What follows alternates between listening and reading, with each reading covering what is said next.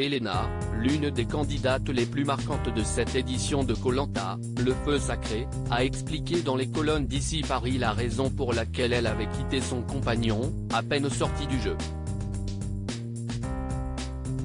Malgré le froid et la faim, les candidats de Koh-Lanta ressentent souvent un manque intense de leurs proches, et certains ont parfois beaucoup de mal à retenir leurs larmes, lorsque le manque se fait de plus en plus grand.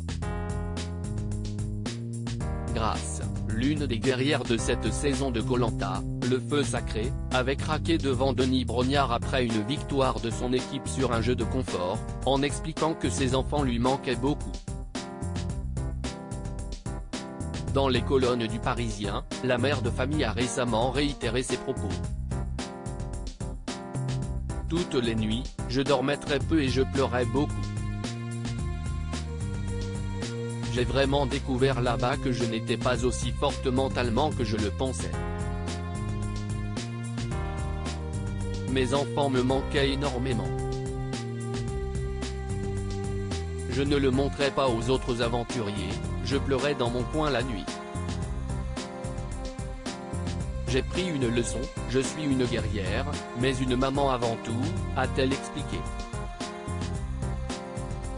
Et lorsque les récompenses des épreuves touchent à la famille, qu'il s'agisse des coups de fil ou des lettres, les aventuriers mettent souvent tout en œuvre pour gagner, dans l'espoir d'entendre les voix ou de lire les mots de leurs proches.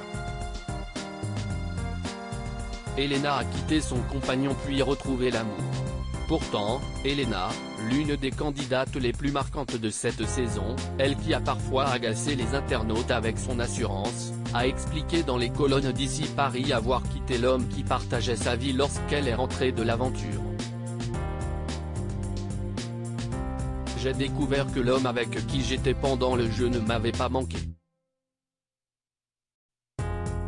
On s'est donc séparés et j'ai retrouvé quelqu'un depuis, a confié la coriace belge, qui a remporté la fameuse épreuve du paresseux, dans l'épisode diffusé ce mardi 11 avril. Reste à savoir combien de temps la jeune femme, qui n'a pas toujours fait l'unanimité auprès de ses camarades, a maintenu son flambeau allumé dans l'aventure.